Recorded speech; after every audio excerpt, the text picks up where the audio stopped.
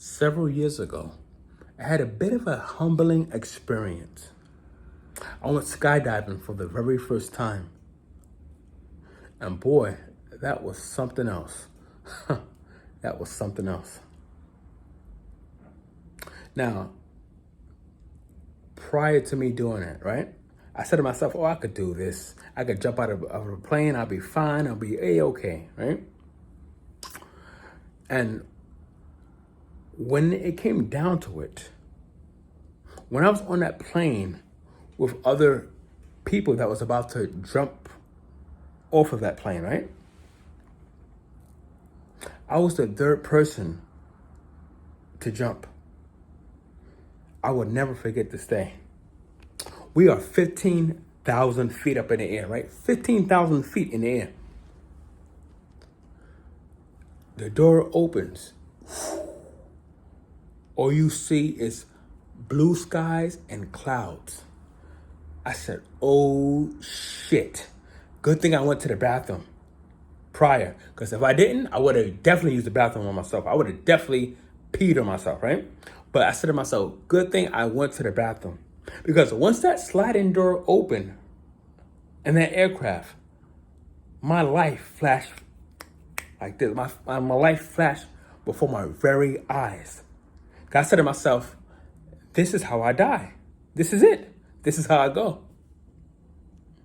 And even though it was a tandem jump, right? Which means I had somebody with me because it was my very first time. So I had an experienced jumper, skydiver behind me, with me, right? Did that calm my nerves? Not at all. Not at all. So the door opens. And like I said, all you could see is blue skies and clouds. We are 15,000 feet up in the air. There's two people that jumped before me with their tandem jumpers, right? Now it's my turn. It's not my turn to go. It's my time to go, right? My turn. So me and my tandem jumper, we are at the very edge of the aircraft, right? Next thing you know, he lets go. It's just us against gravity. My tandem jumper, he was a really nice guy. I would never forget him. He's like in his 50s, his late 50s, maybe early 60s, right? Real nice hippie type guy, right? Real down to earth, hippie like. So we jump off the plane, right? Just me and him against gravity. We're going straight down from 15,000 feet. This guy, he's all excited. Yeah, we're going down, right? We're going down. And he's going, yeah, this is great. Oh, you're gonna love this. Totally cool, dude. Me, I'm screaming like a little bitch. Ah! Ah! Ah! He's behind me. Yeah, dude, this is great. Yeah, totally. You're gonna love this experience. You're never gonna forget this. He's speaking while we're dropping 15,000 feet. We're dropping down 50,000 feet, right? So he's like hyping me on. Yeah, this is great. Yeah, because he's experienced. He's done this all his life. He's done this for quite a while, right? But this is my very first time jumping out of a plane. So he's like, yeah, dude, yeah, this is great. And me, I'm screaming like a little girl. Ah! Ah! Out of a plane. Just jumping, right? Jumping down. From 15,000 feet from a plane. And while I was jumping down, right? While we was descending, I was saying to myself, my fate is in this man's hands. I met this guy today. What if he was suicidal? He said, oh, I'm taking us both down. I'm not gonna let this parachute release. We're both gonna go. What if he had a heart attack? What if he had a stroke while we're going down 15,000 feet? He was in charge of the parachute opening, not me. He had the lever to the parachute, not me. So my fate, my life was in this man's hands. Sound familiar? Sound familiar, right? So when it comes to Jehovah's Witnesses, you guys always hold the term, right? You guys always heard the term, this is the best life ever. I love being Jehovah's Witness. This is great. I can't wait for paradise. Yay! Little do all these witnesses know, they are putting their life, their fate, their destiny, and these 9 men that they don't know from a hole in the wall. They don't know these men. But Jehovah's Witnesses they will be quick to say, this is the best life ever. Yet they can't prove, a Jehovah's Witness can never prove to you that this truly is the best life ever. They have no sufficient evidence that this is the truth. They can't even look at outside resources to confirm that this is the truth. Now, imagine if you was dating somebody or married to somebody, right? And this person had you locked inside the house the whole time. They said, listen, the world is bad. The world is wicked. Don't leave the house for anything. If you need anything at all, come to me. I'll get it for you. I'll go out. I'll go out into outside the world. I'll leave the house. I will go out inside to the world, and I will get whatever you need. But you better not ever leave this house, because the whole world is evil, it's wicked. There's nothing good out. There is nothing at all that is good outside this house. Don't leave this house at all. If you need something, come to me. I'll get it for you. Now, if someone said that, right?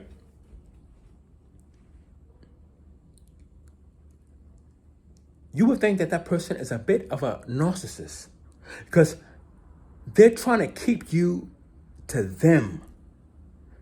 They want you to fully rely on them 100%, right?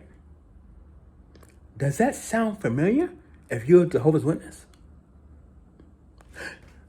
Your leaders, the governing body leaders will tell their members, don't you dare, you better not even think about looking at any resources outside of jw.org.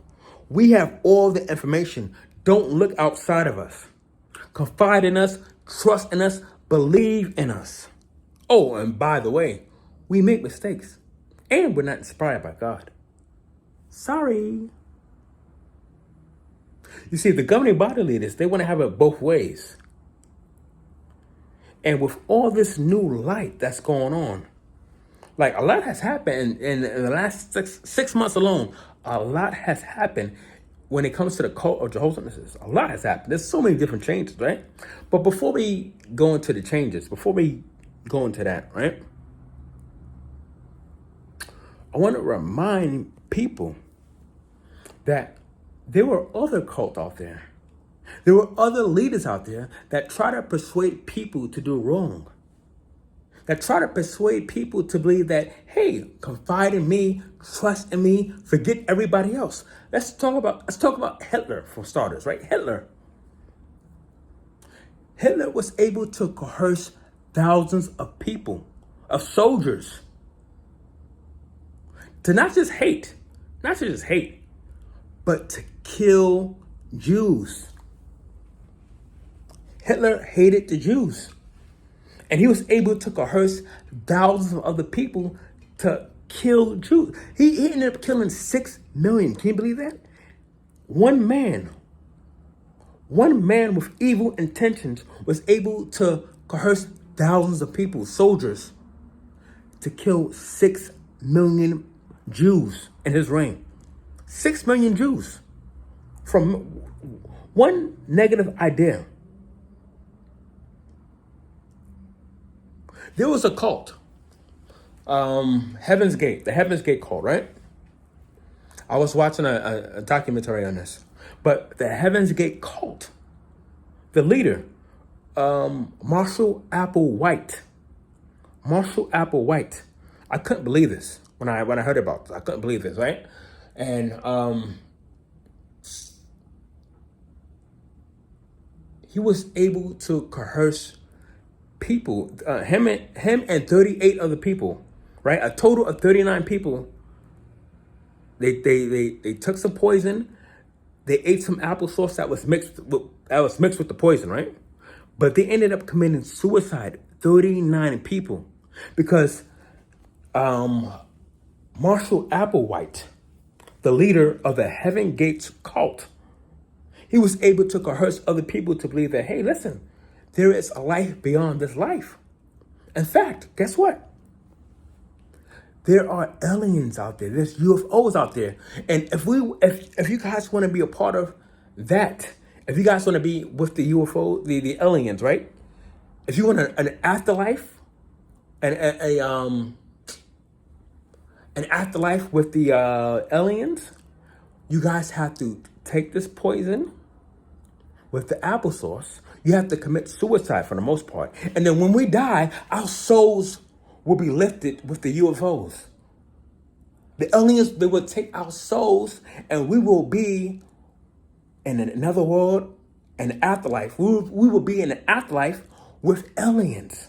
This one person was able to coerce 38 other people to mix applesauce with poison so that they can live in this fairy tale alien world. And I said to myself, hold on. I said, how can 30 plus people, nearly 40 people, commit suicide based on one man that sold them a pipe dream about living with aliens in the afterlife? How is that possible? That makes no sense. Who would do that? Why would anybody do that? Why would they even believe in it? So I kept watching some documentaries, right, on YouTube. And I came across, there was one lady, there was one interview. And she said, I would never forget this. And this hit home. This really hit home when I watched her interview. It hit home. Because I know exactly what she meant. And I know exactly how she felt. But she said that she was always an outsider. She always felt like she was on the outside looking in. She never fitted in with society. And it was so bad that late at night, she would go outside, leave her house, go outside, look at the stars. And she would wait for a UFO to beam her up. I kid you not. She said she would wait for a UFO, for some aliens, to beam her up to the aircraft, to their UFO aircraft, right? That's how much she felt. That's how isolated she felt. That's how disassociated she felt from the outside world, from the world. She felt like she didn't belong at all. Her exact words were, I always felt like I was looking at the world, the society, from the outside in. I felt like I never belonged. So she felt like she never belonged, right? So you have somebody feeling like they never belong, and you have a cult leader telling you, "Oh, guess what? There's another life after this. You just have to kill yourself, and we will all be reunited with the aliens in the afterlife."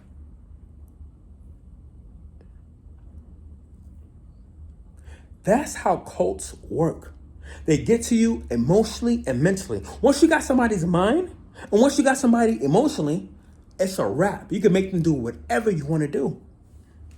And that is why Hitler was able to coerce thousands of people to kill 6 million people, because he got to them mentally and emotionally.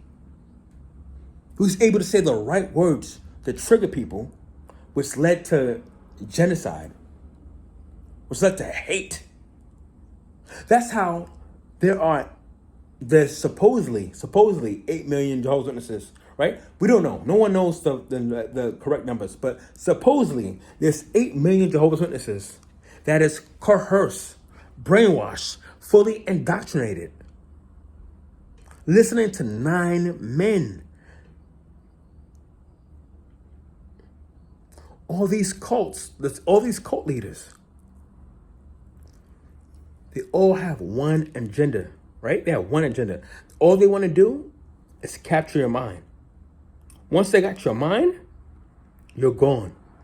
You will do whatever they say. You will do anything they say, because they either got you emotionally or mentally.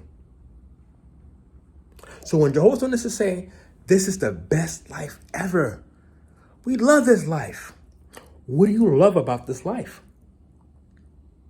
You love the fact that your leaders are pretty much throwing you guys under the bus. Your leaders are constantly flip-flopping their doctrines. They're telling you 1 minute, oh, we are inspired. Sorry, we're not inspired by God, but we are God's spokesman. We are God's channel. And you guys better listen to us. Like life depends on it. And then the next minute, they're changing all their doctrines. Men can now have beards. Men can no longer wear ties. Women can now wear pants. Next week, they could say, you know what? We want to switch roles. We want the men to wear skirts, and we want the women to wear pants. If they make that announcement, and I'm not trying to be funny, but if they make that announcement, guess how many guys will be out there? Elders, minister servants, brothers. They will be out there with their nails done, wearing high heels.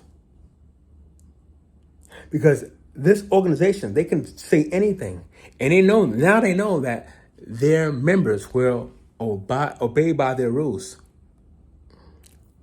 Stephen Lett said, oh, babies are the enemies of the world. Now, when he said that, I thought that they would instantly lose half of their members. But I was speaking to witnesses that they were trying to justify what he was saying. I was like, what? How does that not compute? How does common sense not kick in? If your leader is saying that an innocent baby is an enemy of God, and you agree with him? How? Why? So is this the best life ever? 1 minute they're telling you guys, you better knock on the doors. You better go on service. It's mandatory. Oh, you will have blood in your hands. If you don't go out on service, you will have blood in your hands.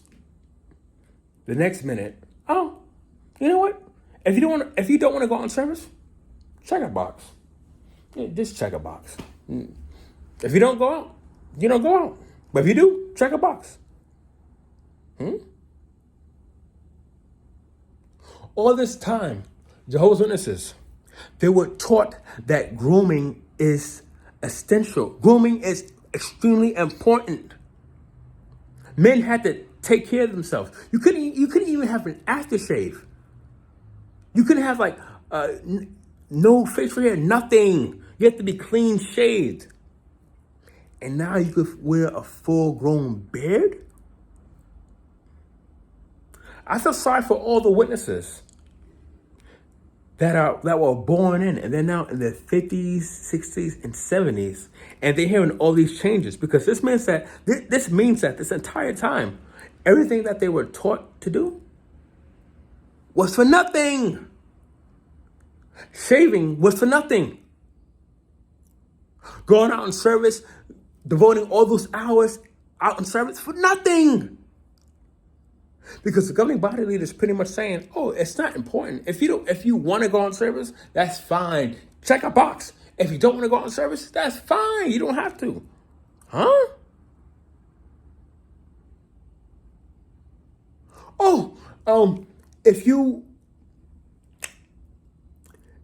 Back in the day, they were saying, back in the day, in the 90s, right? Early 2000s, we all knew this. This was a fact. It's not my opinion. This is a fact. We all knew that before the Great Tribulation started, you had to be a baptized publisher. That was a fact.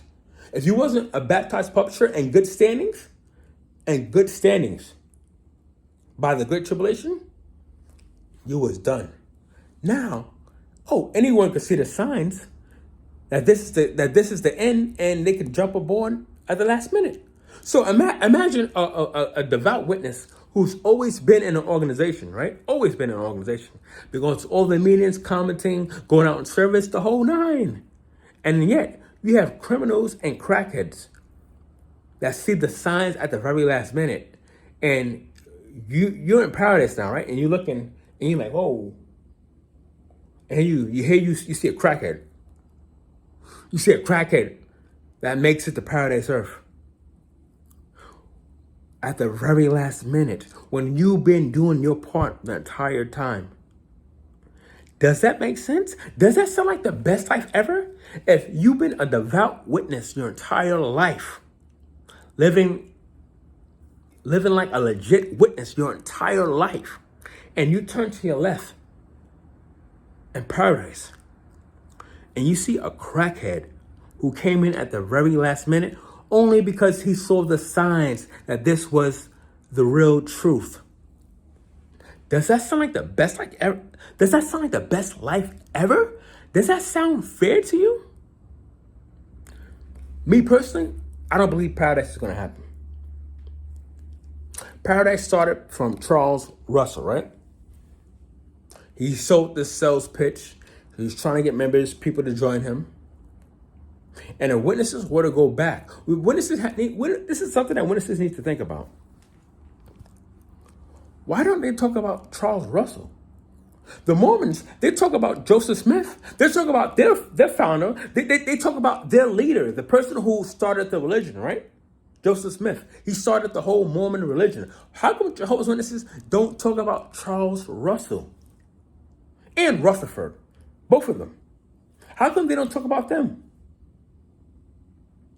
I'm not saying witnesses should praise them, because of course they shouldn't praise men, even though they praise their governing body leaders. They treat their governing body leaders like they are gods, right? So I'm not saying they should praise Charles Russell. I'm saying, how come they don't even acknowledge him? He's the person that started this religion from scratch. Charles Russell started this religion from scratch. Him and the second guy after him, Rutherford, they started this religion, right? So how come they don't even acknowledge them?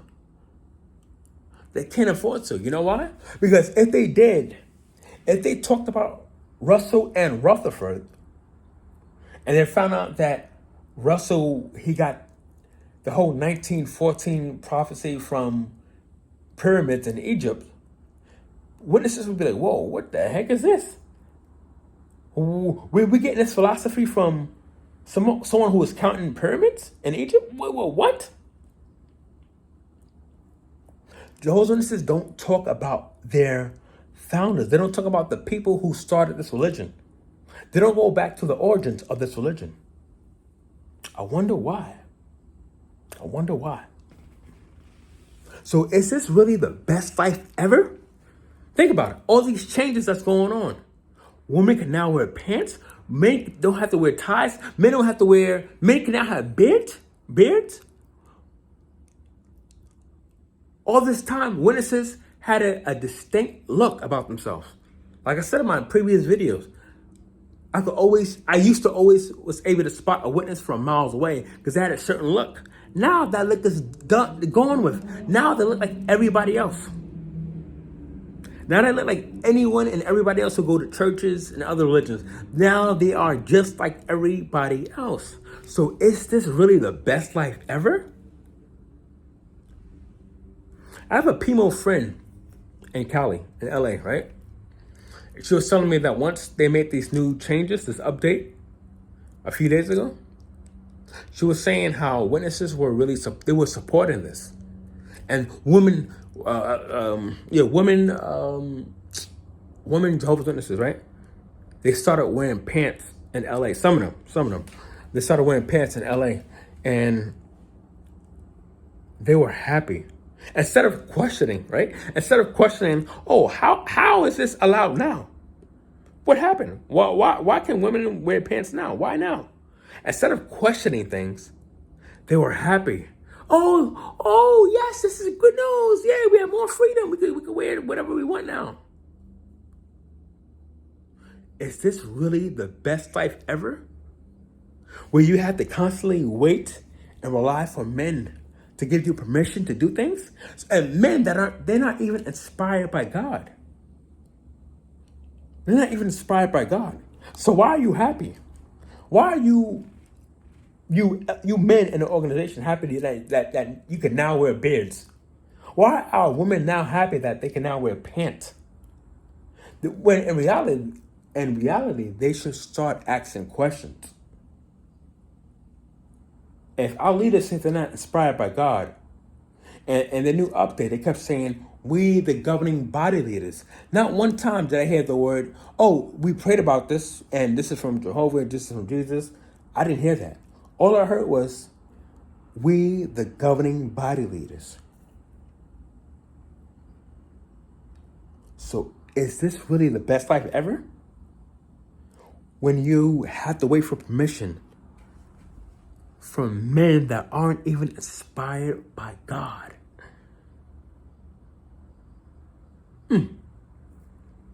I mean, how much more changes? How many more changes need to happen for people to wake up? Now, people already, they are going to wake up from these recent changes alone. The governing body leaders, like I said, they shot themselves in the foot. People are going to now start to think for themselves. They're going to start to have doubts, and that's going to lead them to go online and to actually listen to the apostates. Now, witnesses are going to start to have doubts and do their own research. So the governing body leaders, they shot themselves in the foot. But for all the indoctrinated witnesses that heard all these announcements, and it's like, yay, yay, we can now wear pants, we can now have beards, yay. No, not yay, not yay. No, no, no. The question is, why? If Malachi 3:6 says, I am God, I do not change. If God doesn't change, and if truth is always the truth, right? It should never be altered. The truth should never change. If the governing body leaders claim that they have God's Holy Spirit and they're appointed from God, then they shouldn't come out with new light that alters what they said yesterday. The truth should never change. But the fact that it does should make Jehovah's Witnesses start to question things. So is this really the best life ever? If you're in an organization that supposedly has the truth, right? Supposedly has the truth, supposedly. Then why is the truth constantly changing? That makes no sense. That means that it's not the truth. It is actually the false. It's the false. No one should ever have to spend their entire life slaving for this organization just to find out later on in their 80s, 90s that they were duped. This right here, this is clear indication. This new update, this is clear indication that this is a man-made organization. This is clear indication. Any Jehovah's Witness should be able to wake up right now. Any Jehovah's Witness should be able to see that they have been duped. Now, I realized that I was duped a few years ago when I woke up. And it was a painful experience. But guess what? Life goes on. I acknowledge I saw it for what it is. I acknowledge it. And I moved on with my life. Right? But for people to see clear indications that this is a man-made organization, it's a cult. It don't get more culture than this. Than to have someone who's not even appointed by God's Holy Spirit tell you, oh, you can now wear pants. Oh, you can now grow a beard. It don't get more culture than that. It don't. So is this the best life ever? If what you believe is the truth today, tomorrow it could be something completely different. Tomorrow they could tell you guys, oh, talk to the apostates. Huh? I thought we hated the apostates. Whoa. They could say anything. This organization flip-flops so much. What you believe now could be something completely different tomorrow. So is this really the best life ever? Far, far from it. Far from it. If you are Jehovah's Witness watching this, you're watching this for a reason. You have doubts. You know that your governing body leaders, they are not being 100% honest with you.